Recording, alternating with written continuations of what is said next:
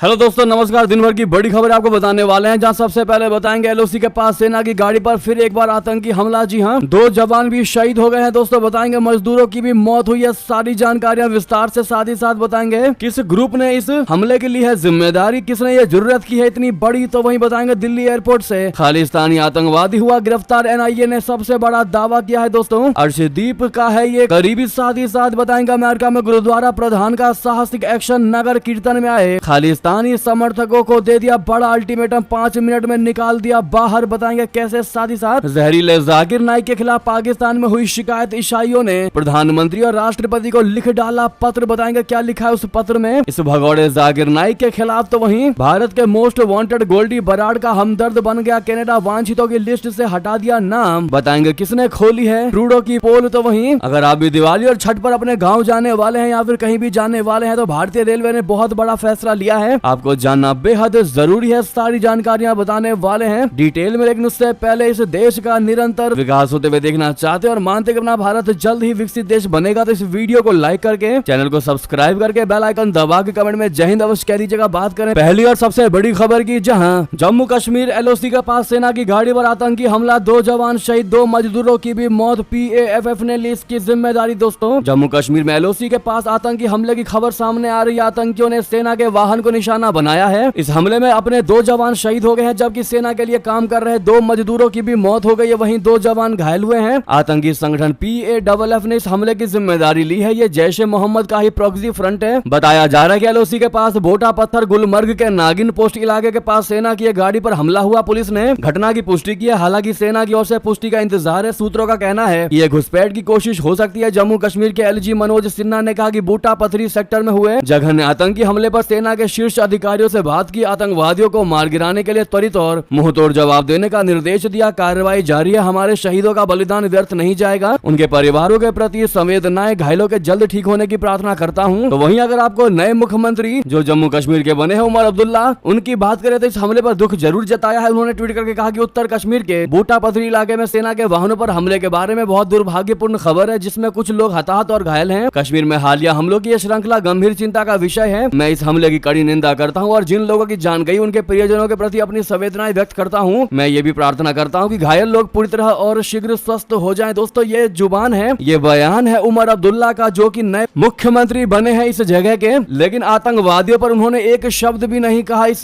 कथन में सिर्फ संवेदनाएं ही जताई है। दोस्तों ऐसे में क्या लगता है आपको, क्या उमर अब्दुल्ला जम्मू कश्मीर को चला पाएंगे? दोस्तों क्या इन आतंकवादियों पर लगाम लगवा पाएंगे? क्या देश को ऐसा महसूस करवा पाएंगे कि वो वाकई में एक जिम्मेदार मुख्यमंत्री है जम्मू कश्मीर के? आपकी अपनी राय क्या है दोस्तों, बताना बिल्कुल मत भूलेगा। लेकिन शहीद हुए अपने जवानों को श्रद्धांजलि देना बिल्कुल मत भूलेगा दोस्तों। साथ ही साथ बता दें भारत को मिली बहुत बड़ी सफलता, दिल्ली एयरपोर्ट से खालिस्तानी आतंकी हुआ गिरफ्तार। एनआईए का सबसे बड़ा दावा अर्शदीप सिंह डाला का है ये करीबी। दोस्तों राष्ट्रीय अन्वेषण अभिकरण यानी एनआईए को भारत में खालिस्तानी आतंकवादी नेटवर्क को नष्ट करने के अपने प्रयासों में एक बड़ी सफलता हाथ लगी है। एनआईए ने दिल्ली हवाई अड्डे से खालिस्तानी आतंकी अर्शदीप सिंह डाला उर्फ अर्श डाला के एक करीबी सहयोगी को गिरफ्तार किया है। पकड़े गए आतंकी की पहचान बलजीत सिंह उर्फ बलजीत मौर्य के तौर पर हुई है। ये पंजाब के बठिंडा का रहने वाला है। ये यूएई के रास्ते नई दिल्ली पहुंचा था। इस पर पहले से ही कई मामले दर्ज हैं। इस साल फरवरी में बलजीत के खिलाफ लुकआउट नोटिस जारी किया गया था। इसकी गिरफ्तारी सुरक्षा एजेंसी के लिए बहुत बड़ी कामयाबी है। जी हाँ दोस्तों, जब खालिस्तानियों की बात की है तो आपको बता दें अमेरिका से भी खालिस्तानी से जुड़ी खबर आ रही है, जहाँ अमेरिका में गुरुद्वारा प्रधान का बहुत बड़ा और साहसिक एक्शन, नगर कीर्तन में आए खालिस्तानी समर्थकों को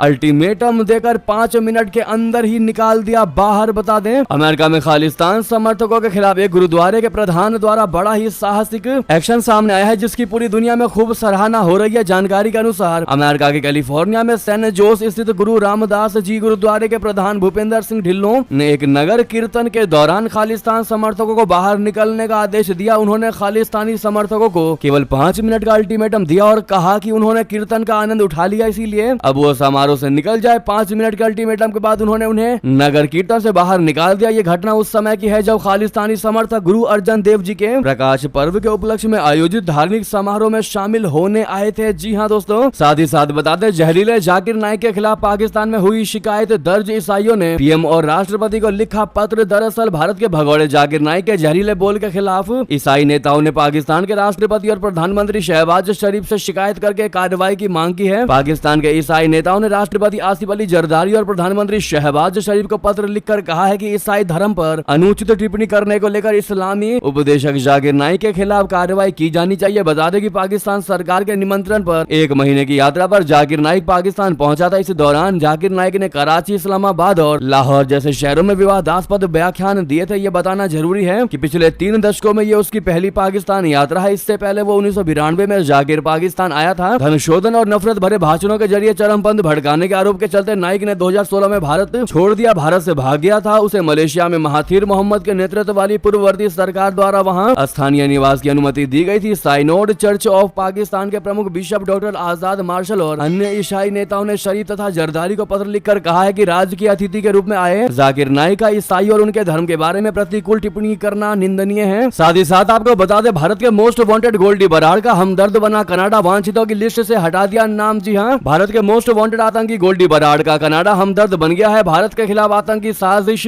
और अन्य अपराधों को अंजाम देने वाले इस अपराधी से कनाडा को इस कदर प्रेम हो गया है कि उसने इस गैंगस्टर का नाम वांछितों की सूची से बाहर निकाल दिया। कनाडा से हाल ही में वापस बुलाए गए राजनयिक संजय वर्मा ने कहा है कि कनाडा ने अचानक उत्तरी अमेरिकी राष्ट्र में सक्रिय गैंगस्टर गोल्डी बराड़ का नाम वांछित अपराधियों की अपनी सूची से हटा दिया है। वर्मा ने कहा कि भारत ने कनाडाई अधिकारियों के साथ गैंगस्टर लॉरेंस बिश्नोई और बराड़ के नाम साझा किए थे, जिसने बराड़ का नाम वांछितों की सूची में डाल दिया था, मगर अब कनाडा से उसे निकाल दिया गया है। वरिष्ठ राजनयिक ने यह भी कहा कि खालिस्तानी आतंकवादी हरदीप सिंह निज्जर की हत्या गलत थी और गहन जांच के बाद सच्चाई सामने आनी चाहिए। वर्मा ने कहा कि निज्जर हमारे लिए एक आतंकवादी था, लेकिन किसी भी लोकतंत्र कानून के शासन वाले देश के लिए जो भी कुछ न्यायोत्तर है वो गलत है। राजनयिक ने कहा कि हमने उनसे हमेशा कहा कि हम पूरे प्रकरण की तह तक पहुंचना चाहते हैं ताकि आप संतुष्ट हो, हम संतुष्ट हो। उन्होंने कहा कि बराड़ कनाडा में एक गिरोह चलाता था, लेकिन उस देश में ऐसे कई समूह हैं जिनकी पहुंच इतनी अंतर्राष्ट्रीय नहीं है, लेकिन उनका प्रभाव पूरे कनाडा में है। वर्मा ने कहा कि गोल्डी बराड़ कनाडा में रह रहा था, हमारे अनुरोध पर उसका नाम वांछितों की सूची में डाल दिया गया था। जी हाँ दोस्तों, यानी कि भारतीय राजनयिक संजय वर्मा जी ने कनाडा की और कनाडा के प्रधानमंत्री जस्टिन ट्रूडो की पोल खोलकर पूरी दुनिया के सामने रख दिया है। साथ ही साथ बता दें, इतना ही नहीं, अपने सांसदों के इस्तीफे के दबाव बीच ट्रूडो ने बड़ा फैसला लेते हुए कनाडा में भारतीय कामगारों की भी मुसीबतें बढ़ा दी है। दोस्तों, अपनी पार्टी के इस्तीफे के दबाव के बीच ही कनाडा के प्रधानमंत्री जस्टिन ट्रूडो ने एक बहुत बड़ा फैसला लिया है। ट्रूडो ने हाल ही में विदेशी कामगारों की संख्या में कमी लाने की घोषणा की है, जिससे वहां रह रहे अप्रवासी भारतीयों के लिए मुश्किलें बढ़ सकती हैं। भारतीयों के लिए यह निर्णय विशेष रूप से चिंताजनक है, क्योंकि कनाडा में काम कर पाने या काम पाने के लिए पहले से उन्हें कई चुनौतियों का सामना करना पड़ रहा था। बता दें कि कनाडा में राजनीतिक संकट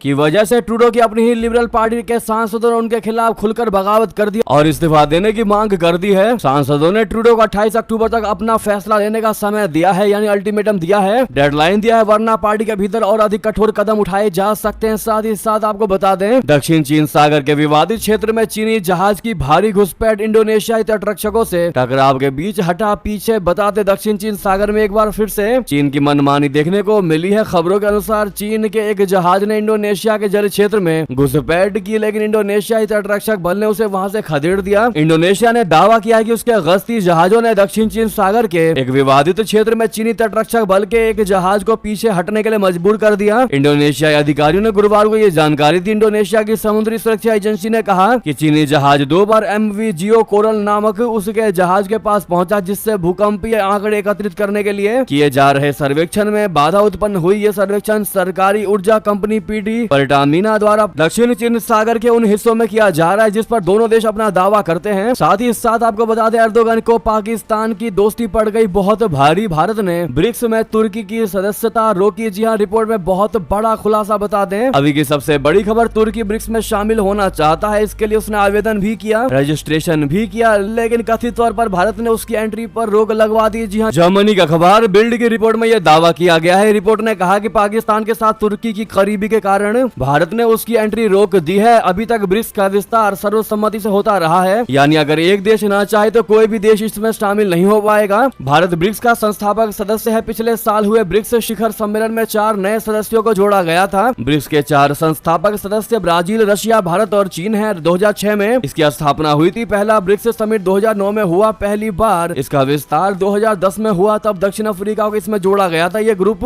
पश्चिम के आर्थिक और राजनीतिक एकाधिकार को चुनौती देता है। वहीं बता दें, पाकिस्तान में बहुत बड़ा आतंकी हमला, 4 सैनिक गए मारे, 20 से ज्यादा लोग घायल। दोस्तों, पाकिस्तान के खैबर पख्तूनख्वा के डेरा इस्माइल खान जिले में आतंकी हमला हुआ है। दरबान इलाके इलाके में आतंकियों ने सुरक्षा बलों की चौकी पर हमला किया। आतंकियों की ओर से की गई अंधाधुंध फायरिंग में पाकिस्तान के 4 सैनिक मारे गए, 20 से ज्यादा घायल हुए। तो उधर पाकिस्तानी सुरक्षा बल ने खैबर पख्तूनख्वा में आतंकियों के खिलाफ बुधवार को बड़ा ऑपरेशन शुरू किया। इसमें 2 आत्मघाती हमलावर और एक बड़े आतंकी सहित 9 दहशतगर्द मारे गए। पाकिस्तानी सेना की ओर से जारी बयान में कहा गया कि खुफिया इनपुट पर बुधवार देर रात बाजौर जिले में अभियान को अंजाम दिया गया। मुठभेड़ में जवानों ने 9 आतंकवादियों को मार गिराया। मारे गए आतंकियों में 2 आत्मघाती और एक बड़े आतंकी संगठन का सरगना था। इन आतंकियों ने सुरक्षा बलों और लोगों पर कई हमलों को अंजाम दिया था। वहीं बता दें, तालिबान का एक बड़ा ही अजीबो गरीब फरमान, जीवित प्राणियों की तस्वीरें दिखाने पर लगा दी रोक। जी हाँ, तालिबान ने अफगानिस्तान के हेलमंद प्रांत में एक अजीबो गरीब कानून लागू कर दिया, जिसमें मीडिया में जीवित प्राणियों की तस्वीरें दिखाने पर प्रतिबंध लगा दिया गया है। गुरुवार को तालिबान के नैतिकता कानूनों के अनुपालन को सुनिश्चित करने के लिए यह आदेश जारी किया गया। सूचना मंत्रालय के अधिकारियों ने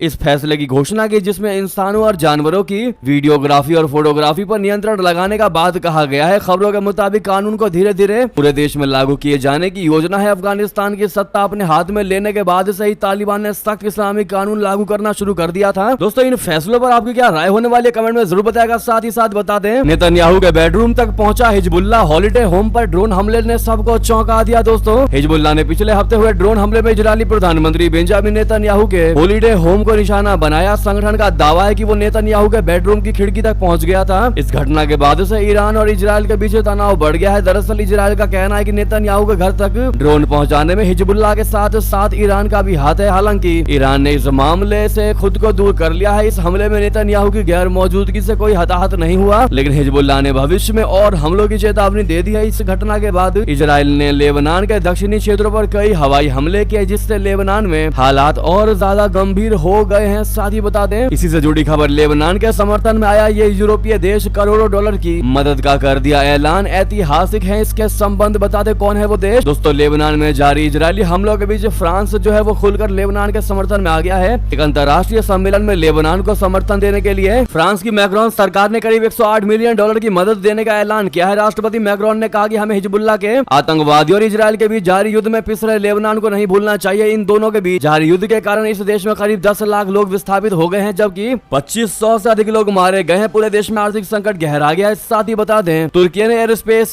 कंपनी पर हमले का लिया बदला। इराक व सीरिया पर बरसाए बम, दर्जनों लोगों की मौत व 30 आतंकी ठिकाने तबाह। जी हाँ, तुर्की ने राजधानी अंकारा में बुधवार को हुए भीषण आतंकी हमले के जवाब में पड़ोसी इस्लामी देशों सीरिया और इराक पर व्यापक एयर स्ट्राइक की है। तुर्की के रक्षा मंत्रालय ने बताया कि वो इन हवाई हमलों में करीब 30 आतंकवादी ठिकानों को नष्ट किया है और 2 आतंकवादियों के मारे जाने की भी सूचना है। राष्ट्रपति रेसेप तैयब एर्दोगन ने एरोस्पेस कंपनी तुसास पर हुए हमले की पुष्टि की है, जिसमें 12 व्यक्तियों की मौत हो गई और 1 दर्जन से अधिक लोग घायल हो गए। एर्दोगन ने कहा कि हमले के दोषियों को किसी भी कीमत पर बख्शा नहीं जाएगा। उन्होंने इस घटना के कुछ ही समय बाद सीरिया और इराक में प्रतिशोध के रूप में हवाई हमले शुरू कर दिए। जी हां, साथ ही बता दें, पश्चिम एशिया पूर्ण युद्ध की कगार पर फलस्तीनियों के साथ ऐतिहासिक नाइंसाफी हुई है। ब्रिक्स के मध्य से पुतिन का ये बड़ा बयान। दोस्तों, रशिया के राष्ट्रपति व्लादिमीर पुतिन ने गाजा और लेबनान में जारी लड़ाई के चलते पश्चिम में बढ़े तनाव पर फिक्र जाहिर किया। गुरुवार को कजान में ब्रिक्स शिखर सम्मेलन में अपने भाषण में व्लादिमीर पुतिन ने कहा कि गाजा, लेबनान और ईरान के साथ इजरायल के तनाव की वजह से पश्चिम एशिया तक इस वक्त एक पूर्ण युद्ध यानी फुल स्केल वार के कगार पर खड़ा है। साथ ही साथ बता दें, रोहिंग्या मुसलमानों को इंडोनेशिया में घुसने से लोगों ने रोका, नाव से उतरने तक नहीं दिया। जी हां, रोहिंग्या मुसलमानों का एक ग्रुप नाव के जरिए इंडोनेशिया में घुसने की कोशिश कर रहा, जिसे रोक दिया गया। रोहिंग्या मुसलमानों नाव से उतरने तक नहीं दिया गया। बता दें कि लगभग 140 की संख्या में रोहिंग्या मुसलमान इंडोनेशिया के उत्तरी प्रांत से 1 मील दूर उतरने की कोशिश कर रहे थे। इन 140 लोगों में अधिकतर महिलाएं और बच्चे शामिल हैं। तो वहीं आपको बता दें, जहां से आए हो वहीं लौट जाओ। जी हां, भारतीय ने शेयर की न्यूजीलैंड में नस्लवाद की कहानी बताया, क्या क्या झेलना पड़ता है वहां। जी हां, अमेरिका दूसरे देशों में होने वाले भेदभाव के खिलाफ ज्ञान देता है, लेकिन अपने देश या सहयोगी के देश में होने वाले नस्लीय भेदभाव पर चुप रहता है। 5 आई देशों में से एक न्यूजीलैंड से जुड़ा एक ऐसा ही मामला सामने आया है। एक भारतीय व्यक्ति ने 2 साल पहले न्यूजीलैंड में आने के बाद वहां अपने साथ हुए नस्लवाद यानी कि रेसिज्म के बारे में विस्तार से जानकारी दी है। बताया है, उसने ऑनलाइन एक पोस्ट शेयर किया। उसने बताया कि उसे हद से ज्यादा नस्लवाद झेलना पड़ा। कई लोगों ने उसे वापस भारत लौट जाने को कहा। लोगों ने कहा कि जहां से आया है वहीं चला जा। ये हाल है दोस्तों न्यूजीलैंड का। साथ ही साथ आपको बता दें, श्रीलंका के पूर्व गवर्नर का दावा, देश में ईस्टर संडे दोहराने की रची जा रही है साजिश। जी हां, भारत के पड़ोसी देश श्रीलंका में इजरायलियों पर हमले की साजिश रची जा रही थी। रिपोर्ट्स के मुताबिक श्रीलंका को भारत की ओर से खुफिया इनपुट मिला है, जिसके बाद एक इराकी नागरिक समेत 2 लोगों को गिरफ्तार कर लिया गया है। दरअसल श्रीलंका के लोकप्रिय पर्यटन स्थल अरुगमन खाड़ी में बड़ी संख्या में यहूदी रहते हैं। बुधवार को इजराइल ने अपने नागरिकों को अरुगम इलाके को छोड़ने को कहा था। इजराइल की नेशनल सिक्योरिटी काउंसिल ने आतंकवाद के खतरे का हवाला देते हुए यहूदियों को अरुगमन पर्यटन क्षेत्र और सर्फिंग रिजॉर्ट छोड़ने को कहा था। जी हाँ, इजराइल की ओर से कहा गया था कि ये इजरायली नागरिक या तो श्रीलंका छोड़ दे या फिर राजधानी कोलंबो चले जाएं, क्योंकि वहाँ सुरक्षा बलों की तादाद बहुत ज्यादा होती है। साथ ही आपको बता दें, मोदी और शी जिनपिंग की मुलाकात संबंधों को बेहतर बनाने के लिए बहुत जरूरी है, ये कहना है चाइना का। दोस्तों, चीन ने गुरुवार को कहा कि प्रधानमंत्री नरेंद्र मोदी और चीनी राष्ट्रपति जिनपिंग के बीच बुधवार को रशिया के कजान में हुई मुलाकात बहुत जरूरी है, क्योंकि वे द्विपक्षीय संबंधों को बेहतर बनाने के लिए जरूरी आम समझ पर पहुंचे हैं। चीनी विदेश मंत्रालय के प्रवक्ता लीन जियान ने मीडिया ब्रीफिंग में कहा कि उन्होंने चीन भारत संबंधों को बेहतर बनाने और विकसित करने पर महत्वपूर्ण आम समझ हासिल की और द्विपक्षीय संबंधों को विकास के रास्ते पर वापस लाने की पहल की। इस बैठक के परिणाम को बीजिंग किस तरह देखता है, इस बारे में पूछे गए सवाल का जवाब देते हुए लीन ने कहा कि चीन द्विपक्षीय संबंधों को रणनीतिक ऊंचाई और दीर्घकालिक परिप्रेक्ष्य से देखने और संभालने के लिए भारत के साथ काम करने के लिए तैयार है। वहीं बता दें, देश के अगले सीजेआई बनेंगे जस्टिस खन्ना। सरकार ने किया ऐलान, 11 नवंबर को लेंगे शपथ। जी हाँ, जस्टिस संजीव खन्ना भारत के अगले चीफ जस्टिस ऑफ इंडिया यानी सीजेआई नियुक्त किए गए हैं। केंद्रीय कानून मंत्री अर्जुन राम मेघवाल ने गुरुवार शाम इसका ऐलान किया। वे 11 नवंबर को पद और गोपनीयता की शपथ लेंगे। मौजूदा चीफ जस्टिस डीवाई चंद्रचूड़ 10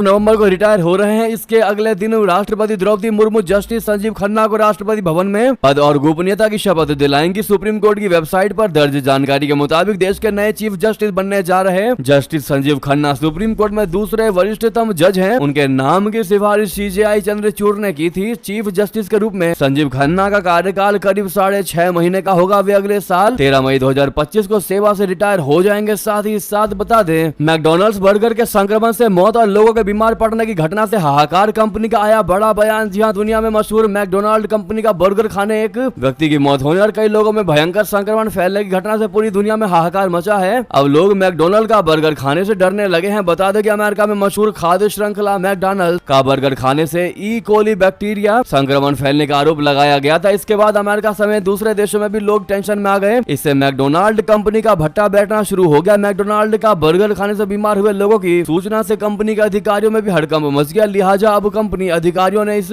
मामले पर लोगों को भरोसा दिलाने के लिए अपनी तरफ से एक बयान जारी कर दिया। मैकडॉनल्ड्स कंपनी का कहना है कि उसके रेस्टोरेंट सुरक्षित हैं, मगर उसकी बात पर लोग इसलिए भरोसा नहीं कर पा रहे हैं क्योंकि अमेरिका के संघीय जांचकर्ता इस बात की पुष्टि करने की कोशिश कर रहे हैं कि मैकडॉनल्ड का क्वार्टर पाउंड हैमबर्गर खाने से ही ई कोली बैक्टीरिया संक्रमण फैला है। वहीं बता दें, अब 85 विमानों को मिली है धमकी। 20 इंडिगो तो 25 आकाशा की उड़ानें शामिल। जी हाँ, विमानों को बम से उड़ाने की धमकी देने के मामले में रुकने का नाम नहीं ले रही है। हाल ही में 85 विमानों को उड़ाने की धमकी मिली है, जिसमें कई प्रमुख एयरलाइनों के विमान शामिल है। इस धमकी में एयर इंडिया के 20 विमान, इंडिगो के 20 विमान, विस्तारा के 20 और आकाशा की 25 उड़ानें शामिल है। यह स्थिति सुरक्षा एजेंसियों के लिए चिंता का विषय बना हुआ है। इस तरह की धमकियों के कारण विमानन क्षेत्र में सुरक्षा उपायों को और अधिक सख्त किया जा रहा है। यात्रियों की सुरक्षा सुनिश्चित करने के लिए संबंधित अधिकारियों द्वारा जांच और निगरानी की जा रही है। साथ ही बता दें, महाराष्ट्र चुनाव से जुड़ी खबर, कांग्रेस ने जारी की पहली लिस्ट, 48 उम्मीदवारों के नाम का ऐलान। जी हां, महाराष्ट्र विधानसभा चुनाव के लिए कांग्रेस ने अपनी पहली सूची जारी कर दी है, जिसमें 48 उम्मीदवारों के नाम शामिल हैं। इस सूची में वरिष्ठ नेता नाना पटोले और पृथ्वीराज चौहान जैसे प्रमुख नाम शामिल हैं। पूर्व मुख्यमंत्री पृथ्वीराज चौहान को कराड़ साउथ से टिकट दिया गया है, जबकि पूर्व ऊर्जा मंत्री नितिन राउत को नागपुर नॉर्थ से फिर से मैदान में उतारा गया है। इसके अलावा पार्टी ने शहाड़ा से राजेंद्र कुमार गावित, नंदुरबार से किरण तड़ावी, नवापुरा से कृष्ण कुमार नाइक और इसी प्रकार से सबको टिकट दिया है। साथ ही साथ दोस्तों, महायुति के नेताओं को अमित शाह जी का साफ संदेश, कहा ध्यान रहे कि बागी खड़े ना हो पाए। जी हाँ, महाराष्ट्र विधानसभा चुनाव को लेकर सियासी सरगर्मी तेज हो चुकी है। महाराष्ट्र में सत्तारूढ़ महायुति गठबंधन में सीट शेयरिंग को लेकर गृह मंत्री अमित शाह के आवास पर मीटिंग हुई। इस दौरान अमित शाह जी ने अजित पवार और एकनाथ शिंदे को साफ संदेश दिया कि बागियों को खड़ा ना किया जाए। उन्होंने कहा कि तीनों गुट मिलकर चुनाव लड़ें। जानकारी के मुताबिक अमित शाह ने कहा कि एक दूसरे के बागियों को टिकट ना देना है। सत्तारूढ़ दल की ओर से भारतीय जनता पार्टी, मुख्यमंत्री एकनाथ शिंदे की शिवसेना, अजित पवार के नेतृत्व वाली राष्ट्रवादी कांग्रेस पार्टी ने उम्मीदवारों की पहली सूची घोषित कर दी है, जबकि विपक्षी महाविकास अघाड़ी की ओर से उद्धव ठाकरे के नेतृत्व वाली शिवसेना और शरद गुट ने भी पहली सूची जारी कर दी है। साथ ही साथ बता दें, बीजेपी नेता वीरेंद्र सचदेवा ने यमुना में लगाई डुबकी, बिगड़ी तबियत पहुंचे अस्पताल। जी हां, दिल्ली में इन दिनों यमुना की दुर्दशा को लेकर सियासत गर्मा गई है। हर साल छठ पर्व के आसपास यमुना का प्रदूषण चर्चा में रहता है। इसी मामले को लेकर दिल्ली बीजेपी अध्यक्ष वीरेंद्र सचदेवा ने गुरुवार को आम आदमी पार्टी सरकार के खिलाफ अनोखा प्रदर्शन किया। उन्होंने आईटीओ घाट पर यमुना में डुबकी लगाई। अब उनको एलर्जी और अन्य समस्याएं हो गई है। दिल्ली बीजेपी अध्यक्ष वीरेंद्र सचदेवा ने दिल्ली सरकार पर 8500 करोड़ रुपए का यमुना सफाई घोटाले का आरोप लगाते हुए यमुना में डुबकी लगाई। इस दौरान उन्होंने दिल्ली सरकार की गलतियों के लिए क्षमा प्रार्थना की थी। दोपहर बाद से सचदेवा की स्किन पर रैशेस, खुजली और सांस लेने में तकलीफ हुई। ये समस्या होने पर वो राम मनोहर लोहिया अस्पताल पहुंचे, जहां डॉक्टरों ने जांच करने के बाद उन्हें 3 दिन की दवा दी है। साथ ही साथ बता दें, यूपी की जनता के लिए बहुत बड़ी खुशखबरी। त्योहारी सीजन में बिजली को लेकर योगी जी ने किया ऐलान। योगी जी ने कहा कि 28 अक्टूबर से 15 नवंबर तक पूरे प्रदेश में 24 घंटे बिजली मिलेगी। उन्होंने अधिकारियों को लोगों की सुविधा का पूरा ध्यान रखने का निर्देश दिया है, ताकि लोग हर्षोल्लास के साथ त्योहार मना सके। मुख्यमंत्री योगी आदित्यनाथ जी ने साथ ही साथ कहा कि कहीं से भी व्यापारियों के उत्पीड़न की शिकायत नहीं आनी चाहिए और प्रशासन को व्यवस्था बनाने में उनका सहयोग लेना चाहिए। आपकी जानकारी के लिए बता दें कि इस बार बेहद खास होगा दीपोत्सव। 55 घाटों पर जलेंगे 28 लाख दिए, जगमगा उठेगी राम नगरी अयोध्या। जी हाँ दोस्तों, तो वहीं दिवाली और छठ से पहले बड़ी खुशखबरी, भारतीय रेलवे ने लिया बड़ा फैसला। रेल मंत्री अश्विनी वैष्णव ने एक संवाददाता सम्मेलन के दौरान जानकारी दी है कि रेलवे अधिकारियों के अनुसार पिछले साल दिवाली और छठ पूजा के दौरान त्योहारी भीड़ को देखते हुए 4500 विशेष ट्रेनें चलाई गई थी। अधिकारियों ने बताया कि यात्रियों की बढ़ती संख्या को देखते हुए मंत्रालय ने इस साल सेवाओं को बढ़ाने का फैसला किया है। इसी बीच ये थी अभी की सारी बड़ी खबर। आपको खबर कैसी लगी बताना बिल्कुल मत भूलिएगा, और अभी कर दीजिए इस वीडियो को लाइक, चैनल कर दीजिए सब्सक्राइब, बेल आइकन दबाइए, साथ ही कमेंट बॉक्स में लिख दीजिएगा जय हिंद जय भारत।